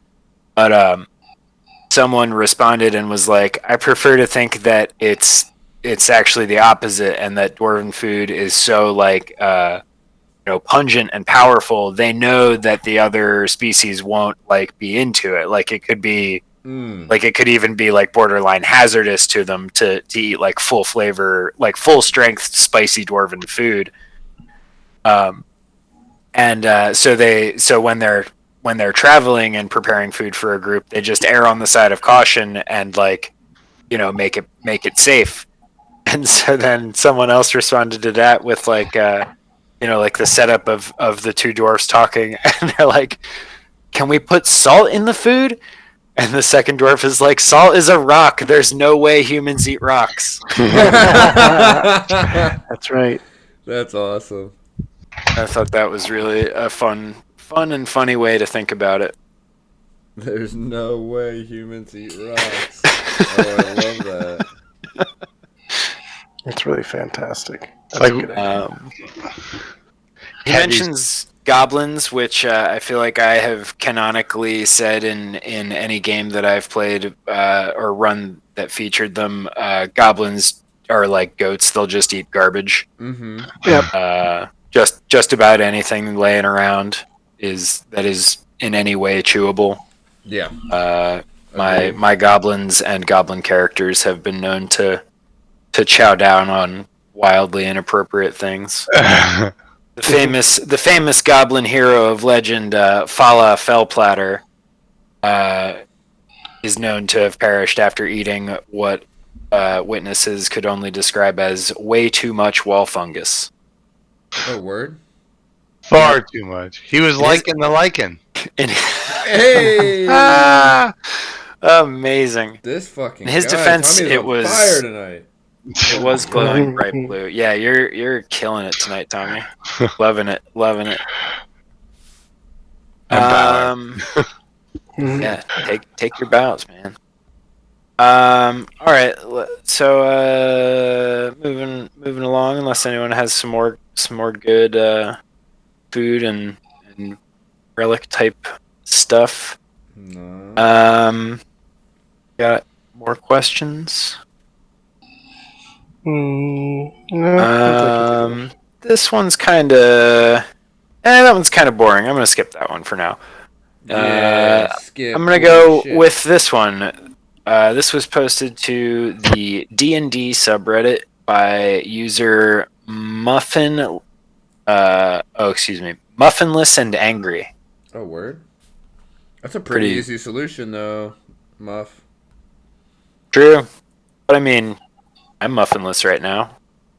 I'm not angry about it. Well, I mean, that's on But them. I can- They can but I decide to can be angry, see. but you can. I can see why it would be, Right. because muffins are banging. Anyway, Muffinless and Angry asks, do D&D characters inhabiting the D&D world know about D&D classes? My character was a warlock pretending to be a priest of some god. I cast a spell which I claimed was a spell of my god, to which another player said, that's a warlock-only spell, so we now know you're a warlock and not a priest. I was under the impression that classes were something for players to have to create characters, rather than something that tangibly existed in the D&D universe. This felt like metagaming to me, but I thought I'd ask what the community thinks. Would D&D characters go around saying, I can't cast that, it's a ranger spell and I'm a warrior? Sounds wrong. Well, I think at the end is a little different from the situation that happened there. Yeah. But I find this most present, like, with damage, because I would prefer to talk about damage in like a how fucked up are you kind of sense, rather than being like, I have 2 hit points, or like I've got 20 of my hit points. You know what I mean? I want to be like, That's bigger than Jimmy's mom. We need Stitch's pretty much stat. Well, see, I get where the writer's issue is, but then there's like, it kind of starts to fall apart with like when you like, sure, maybe a fighter wouldn't know that, but like an arcane, like someone deeply knowledgeable in arcane, like would see like, oh, that's not like a book, that's not a book spell, that's like a deity spell, and then like just as much as well, like someone that's doing like divine magic, like a cleric might like see in a warlock like something similar but different, you know. Right. But then I feel like there are certain spells that are like wholly, like entirely devoted to like one school of magic. Like if anyone pulls that shit, you're like, that's a motherfucking wizard, you know. Like you just kind of know it, you know. Or you have like a strong thought, you know. So I don't think everything's class based. Like certainly when you get to martial, like what's a rogue, you know, like I'm a rogue, you know, I do rogue skills. Like that guy's, hey man, that guy stabbed that other guy in the back. He must be a rogue. Yeah, exactly. Yeah, but with the rogue is probably the one that I was going to say is most likely to be separate, because there's, you know, rogues have thieves' cant, which means that they are part of like an organization or a group. You know, it's more kind of like a guild of skills, you know what I mean? Right. So like having that like thieves' cant is you know something that you get because of where you kind of developed your skills and where you learned it, which sets you off as a pretty your own group, you know? Yeah. And then same thing with a sorcerer. A sorcerer is just somebody who innately has magic, but like the difference between a sorcerer and a warlock, then maybe that's kind of more, you know, The thing about this is in. like there is skills for this. Like I wish this person had described the outcome of this situation, because my thought is like, sure, the player said that that doesn't mean that it's true because the player's not the DM. So if I was the DM in this situation, I would ask for either a performance check from Muffinless and Angry, or maybe even make it an opposed Knowledge Arcana check. To know exactly to see what's going on. because you know that because you have the whole big book. You've played this game already, but I don't know. It might not be that simple for your character. Right. And true. the fact that there's mechanical ways in game to detect magic and where they come from, and since that's not ambiguous to anyone, detect magic if held, will tell you schools and everything. And I think really, since there are schools, that's what starts now. Do you get to know that you're part of a great old one pact? No, probably not. Right. You know, there's still a lot you can be aloof about, or even in the warlock thing, you could RP, I think, very well that your character damn right did think that they were a cleric. Maybe they're I found great. this. That's great. Yeah. You know, I, you know. Yeah, I think there's ways to work around this. I mean, definitely the player saying that's a warlock only spell. Now we know you're a warlock, not a priest, is metagaming. Yeah, I agree. sure. I agree. It's also You can just be more. There's clever. skills in place specifically for this. There's mechanics in place specifically to make a deduction of that sort in the game. Whether you call it by what it is, the class wise. Excuse me. Mm-hmm. For sure. I personally have. Oops, sorry. no. You finish your. Okay. I personally usually play with the idea that people in the world, the class names are a broad descriptor that most people know. Right. If someone's going to describe a person of a certain skill set, it's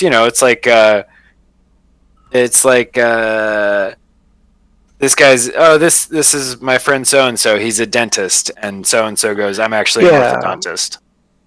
And it's well, Sure. Yeah, you're shut up. this is my friend, he's a rogue, I'm actually a cut purse. Right. Yeah, Well, right. Yeah, I'm More actually of an a arcane strong arm trickster. artist. Well, Right. And I think Thieves Can't kind of throws rogue that specific aspect of him is kind of an interesting because for it to make sense and to give it the weight, you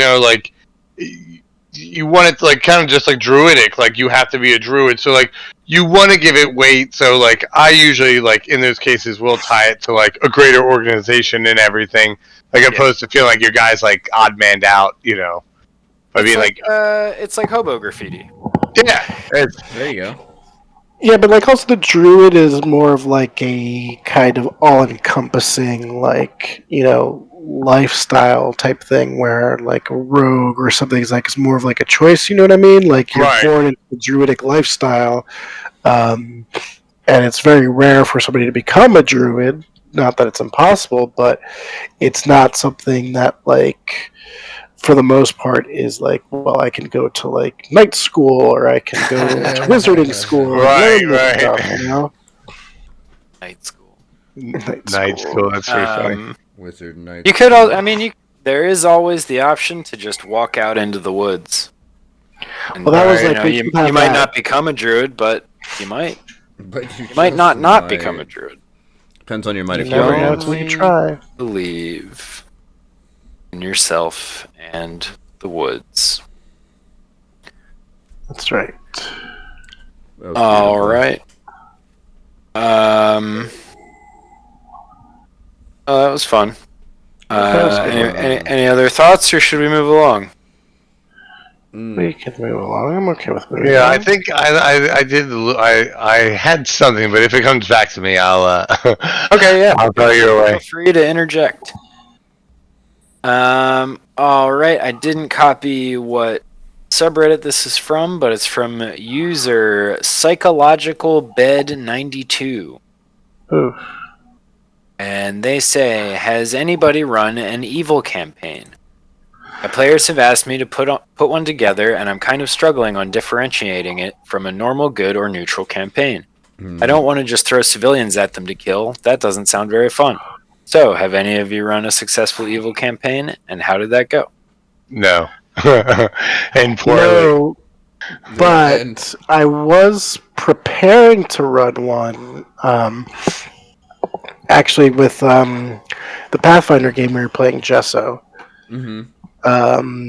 where there was this opportunity for our druid to start to become evil with an action, and then I was going to give the option for the rest of the party to open up as well with the opportunity to become evil minions.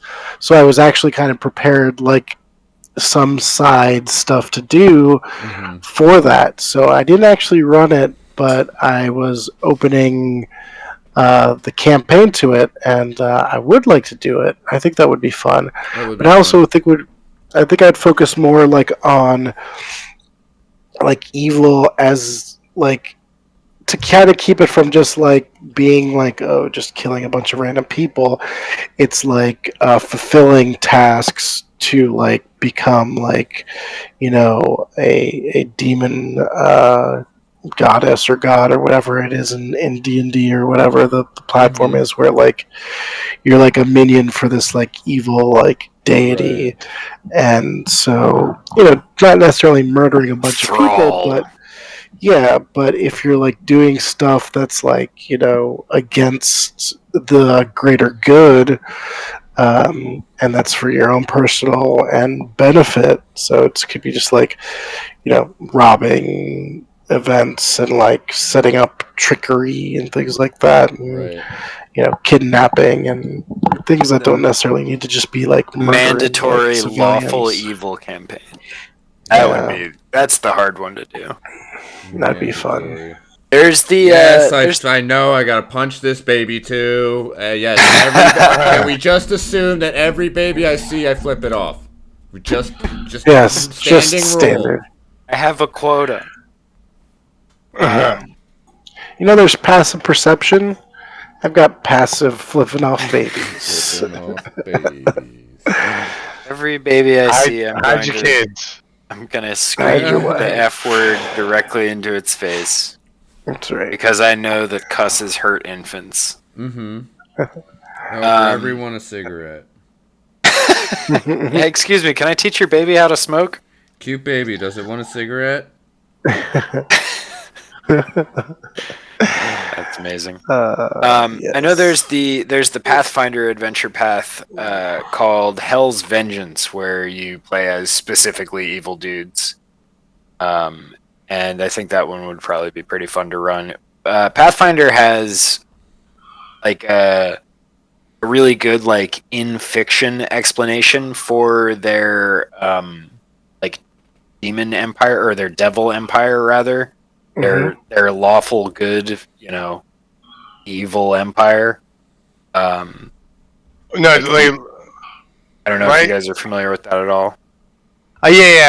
I think like the 9 hells and everything, like the Galarian one. Yeah. I'm talking about Cheliax. I'm only loosely. I only know a little bit about that. They're like they're one of the kingdoms on Galarian, but they get all their power from basically being rules lawyers with demonic pacts. Oh, that's or fun. infernal pacts. I mean, So regular lawyers. Yes. yeah, pretty much. But so they just like, you know, bind devils and make deals and scheme and connive, all that shit. And it's basically just, you know, pretty standard bureaucracy.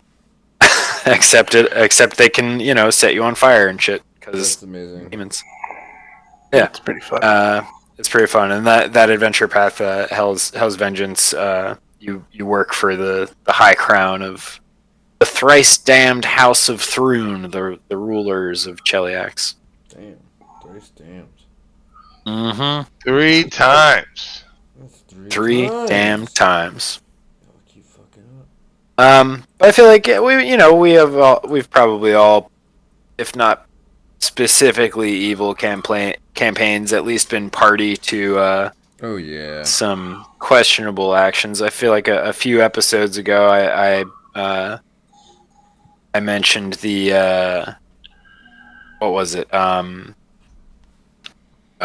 Pretending to surrender and other war crimes your supposedly good aligned party has committed.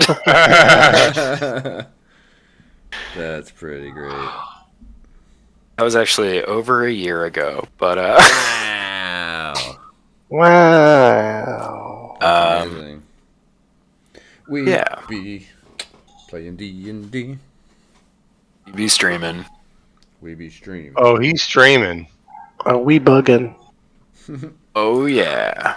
All right, I got 2 questions left here. The last one's a little bit long, but Let's I think fucking go. we'll be able to get through these both in these 15 minutes. So this is from the DM Academy subreddit posted by user Unpreddingo. I don't know. I'm probably saying that wrong. I don't know though. Who knows? They said, ideas for how to naturally phase out a character. My party has been playing for a while now, and all the characters are very well connected. My problem is that one of the players is stepping away because life is getting too busy, and I don't know how to naturally allow this character to slip away from the party. The character that is stepping away is a Leonin Bard, who is the party's mom figure. She has kept the rest of the players together a few times now, so she is basically the glue of the party. I have set up 2 separate encounters that could have killed her off, but the party avoided both. And now we are approaching the players' last session, so I can't just throw a battle at them just to kill one player. Another problem is that anything I come up with that would take her away from the party would go along with her. So I'm at a loss. I don't know how to write her out without just having someone send her a letter that says, "I need your help, don't bring the others." Right. and that just feels like a cop-out and an unsatisfactory ending for this player. Does anyone have any that's fair. suggestions or ideas that I can work with? Oh goodness. Well, I mean, first the metagaming of it, like saying that they had like 3 sessions before, they should have definitely gotten together with. I think people forget that this is like a narrative group storytelling thing. So, like, Yeah. making it part of the story is, talking to the whole group and be like, okay, how would this, come about in a story without it like being metagaming, being like, okay, well, Right. I would think like, the fact that, she is the glue that puts everything together and keeps it, like, she has enough and needs to like take some time off because she's like sick of it. She's like, I can't do this anymore. The stress is going to kill me. I need a spa day. And she goes away to a spa for, Right. Right. and then is never heard from again. Spa Academy. Decides she wants to become a masseuse, gets her life together.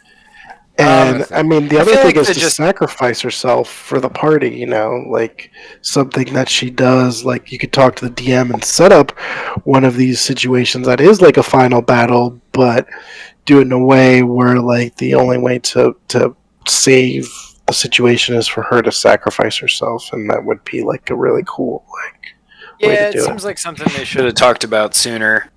Mm-hmm. Yeah, definitely. And certainly something they should have brought the whole party in on the discussion for, to be Right, like- hey, so as we all know, so-and-so isn't going to be able to play much longer, so don't skip this encounter. Right, or like also like Please. one thing I will never understand is like I don't know if it's like they're trying to challenge the DM's improv skills, or if they like to view the game as like a TV show that they're not really aware of the. But it's like it just like to be like, oh, what are we gonna do? Like you don't have to surprise these people. Like they know they're like. The character is leaving. Like this doesn't have to be something that's like. And it's like, oh, our characters would surely follow them. It's like, well, you wouldn't because you know that like. And it's like kind of like when someone wants to go to a town that's not an adventure path, and you just have to be like, hey, that decision is outside the scope of this adventure. Like, sorry guys, you just don't get to do that, And like that should never be like taboo or anything. It should just be like, Right. Yeah. It's And after the the idea Sprint Break Cup. if that was a make or break for a player, it'd be like, well, you're probably better off without that player. right. And it's just Yeah. like, what is your expectation of a DM that you're like you're like, Yeah. all right, I have to think of something where these guys are. And it's like, I don't know. It just seems like a lot. I do very frequently from reading these various subreddits, specifically the advice ones. I get the impression that there are a lot of people on here that are basically playing with strangers on the internet. Mm-hmm. Like I don't think a lot of these That's true, issues actually. come from groups that are made up Still, of people though. that ever talk to each other outside of their games. Right. Um, That's good point. but that's But that's like an email, sending a message. There's got to be like, yeah, for sure. That's Well, when what the it's group not chat's face for. to face, though, yeah. Right. yeah. And if you don't have a group chat, it's a weird way to play. And then here's the other thing: like we've had people come in and out of our games before, and like making that character an NPC. You know, like we had That's we what I had did that one when, character. Yep. My In, in the Pathfinder campaign, I'm running. My buddy New Joe decided that he wasn't enjoying. We talked about this. He wasn't enjoying the Pathfinder campaign anymore because he had made it like a dumb video game. Right, In his own words. Because of his grindings. From using the macros, yeah. So I just turned his character into an NPC. His character decided the adventuring life wasn't for him after they encountered a group of cannibal bandits. That'll do it. And yeah, I feel like that's pretty reasonable for that character, all things considered. I also it's such a this brings up like an entirely separate point, but like the amount of PTSD that any adventurer would have at any given time, like for sure. the fact that any one of them would have, like, for you to continue on in this life, you would need nothing short of like a deity itself speaking to you and be like, no, you got to keep doing this shit. You gotta like, keep cleaving these like, dudes. Exactly, like, okay, like, and it's like, My okay, lord, how many more must I sever in twain before your exactly. terrible bloodlust is sated? Seriously, and it's not like the red dragon; it's like the hordes of like goblins you have to kill, and the just the viscera and the blood. So like, why anyone wouldn't just be like, yeah, I'm next town. Like, if I meet anyone that even wants to hang out with me, I'm staying, you know? Like, so, like, and it's so hard to convey. That's one thing that's, like, so difficult about, like, D&D is, like, trying to develop the scope of travel, like, the isolation that you are from, like, you know, your towns and such like that. Like, and it becomes so normal that you can't role play it to the depth that it deserves. But, like, you know, sometimes it's like cool to stop and like take inventory of where your characters are and like what they'd be experiencing and how fucking crazy their life is, you know? Yeah, totally. Absolutely. This guy's a rogue. This guy just keeps poisoning people. He went to stealing school. He likes stealing so much he learned sign language about it. It's like exactly. So I just like I had one character leave. It was a warlock. I wasn't really enjoying it. I've spoken about it before, but like my character was like downed in the combat before, and like I had to be like, you know, brought up after like 2 failed death saves, and I was like, okay, this is a perfect opportunity for my character to be like, no, like I just like flatlined, and you guys like, I survived. That was cool, but like, what intention would anyone have to be like? So, like, even in this character's case, like, where am I going to get some more of that? Right, they don't even need a near-death experience. Like, they could just have a near-death experience to, like, have, like, the character be like, you know. Yeah, I'm good. You know what? I'm good. Hey, that was the one. Yep. Hey, the only ones who can say with certainty where the edge is are those that have gone over. Yes. That's true. So. Yeah. Well, yeah. So, like I said, I feel like a lot of these questions come from people that don't interact with their party members outside of the game. but I feel like the solution is just talk Yeah. to each other. Just Always more make communication. As Make painful an as it effort is, just to be do it. available and have clear, open lines of communications with the people you're playing the game with, even if they're not people you know. Or Yeah. bury it deep down inside until you get really upset. And blow Yeah, the fuck and up. then blow up. I'm gonna put my emotions way down here, and then one day I'll die. Yeah. So just be an emotion diamond right in my chest. That's actually what happened to treasure trolls.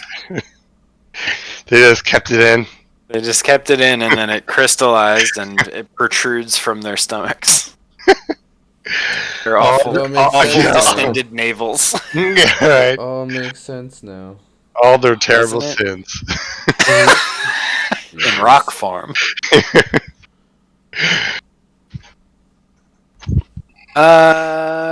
All right. Well, we're coming up rapidly on 10:30 here, and this last one's a little bit. This last one's a little long. Here's one for me. Yeah, let's hear it. Do you in your games like? I find that like, especially more now than ever, like there's every bad guy has to have a redeeming kind of like, this is why I'm a bad guy. And like they have like this like Thanos thing where like you have to like make a tangible like thread that like bad guys can't. I feel like bad guys can't just be like evil liches that are just bad guys anymore. Just like dickhead. yeah, it's like no man, it's just a dickhead. Like Just a dickhead. dude just loves fucking shit Right. up. So he's got this like ultra dimensional deity that like needs to crush this thing because of some no, he's just an asshole. Yeah, like do you like how much moral gray or ambiguity do you like in your campaign, or do you like just kind of being the good guy? Like when you boot up a video game, you know you're not the bad guy halfway through the fucking game. You know, like Sure. you're the good guy. But I don't know. I mean, I find this more comes up in more sandboxy games than like APs, where you're like damn near structured to be the good guy or maybe bad guy in one case. But like, I don't know. In more homebrewy things, do you feel the need to like kind of give bad guys a lot of depth, or do you just kind of let them be bad guys? I'm Like happy as with far either, as like personally. writing for a bad guy, it's like the best way to do it is like put them in a situation where like if they're going after what they seem is right, you know, and it's like Sure. they don't necessarily, you know, see themselves as the bad guy. They're just like they're doing this like for their son or like they're Right. stealing babies Dark for their hell type soul. shit, you know. Yeah, so I think as far as like to give them depth, it's like really fun to kind of have some sort of story to them and like why they're doing what they do, because I think like but there's also just like the not knowing, you know, like they're just attacking the town for the hell of it, you know, just because they enjoy destruction. Right. But Chaos agents. I guess it just really depends on the length of the story. So if you're like doing like a, you know, a short game where it's like, you know, the bad guy is just like with a Nightmare one we did where you guys entered the thing, it's like, oh, they just wanted to take over this world because he just wants to take over the world. That's it. There's no like Right. deeper just like demon story. He's a demon and he just wants to like open demon portals things. into this realm and that's it. Boys. Yeah. But then like with Order of Heroes, they like truly believe that they are like doing what it takes to save the world. You know, they in their minds they're the good Put guys. heroes in their name. Yeah, exactly. They truly believe that like they're doing what is right to save the world. So, and it makes it like their convictions make sense. So in a storytelling aspect, it's like, you know, you can back it up why they're fighting against this. So Yeah, I mean, like all good answers. There's like a few really easy ways to make players or an audience identify with a villain. And I would say, or not to identify with them, but to like understand their motivations quickly and easily. Fanaticism is one of them. I think that's when you see a fanatic villain, you go, I get it. Right. Another one is just ambition.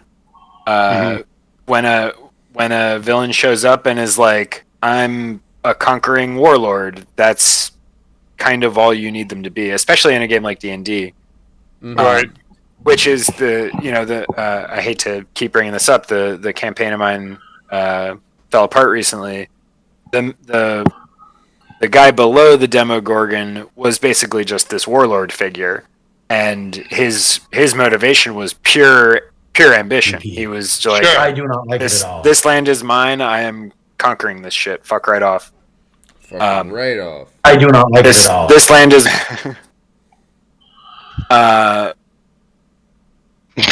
That was weird.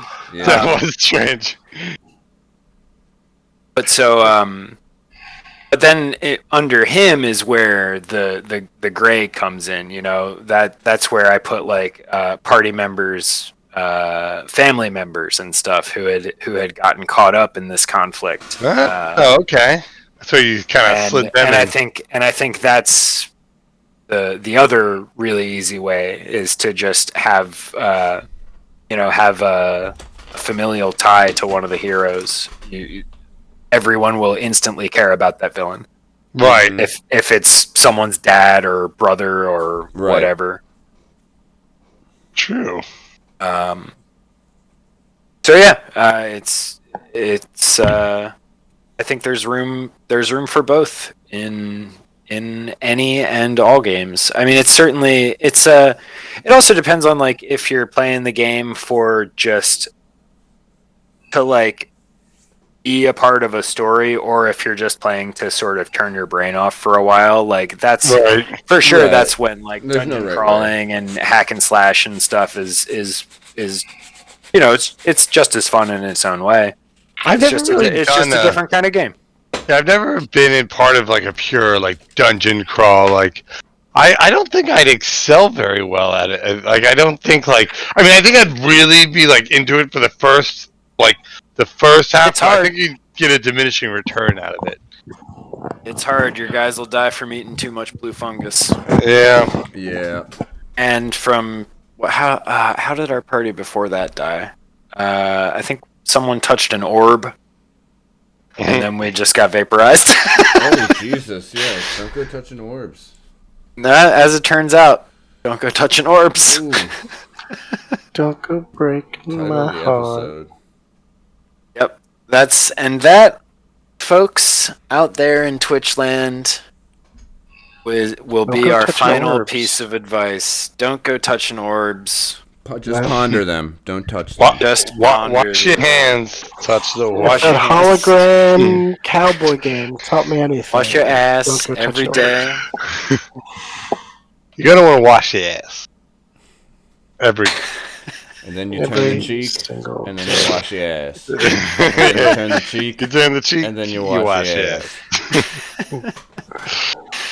Filbert. Yeah, Man. Filbert. With the Love that cleanest guy. asshole. Yeah, I was gonna say Filbert with like the Dale the Funky Homo Sapien crossover. You know. If you bust. Yeah, unless you be punky.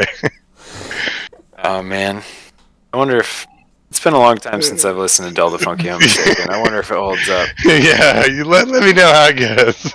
Be ready to have some I fun. will. You gotta be like, I feel a little loose. We're gonna have some Yeah, fun. I feel like I feel loose. I'm always loose, man. I remember that Dell Still track listen to was Souls on. of Mischief. Oh yeah, Hell yeah. 93 till infinity. Yeah, it was. I think Dell's on that record. Great. Yeah, That yeah. was the great granddaddy of hieroglyphics. That's Yeah, what they he say was- on the album. Nice. I forgot about hieroglyphics too. Yeah, because Oh Hyro shit, you goes were right talking about into Souls of souls. Mischief. Right. Right. You're right.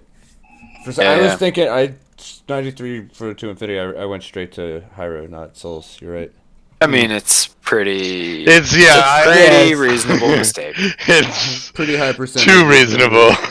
Anyway, that'll be the last piece of advice that we leave you with, folks. Souls of Mischief and Hieroglyphics, while both good, are different bands. Don't touch them. And don't touch the orb. Follow us on Instagram. Follow us on YouTube. If you didn't catch this live, that must be where you're watching this. So good job. Hit us with all of the thumbs up and all the shits. Follow our friends who are artists and musicians. We got Yev, DJ Yev does our normal theme song.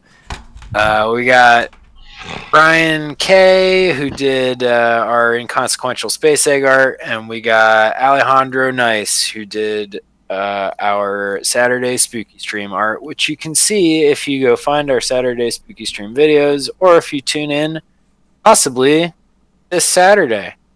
It might also be Friday, and it might also be Sunday. So keep your ear to the ground and try and catch us next time. Smoke weed every day. God damn fucking right. Cut it. Cut it there.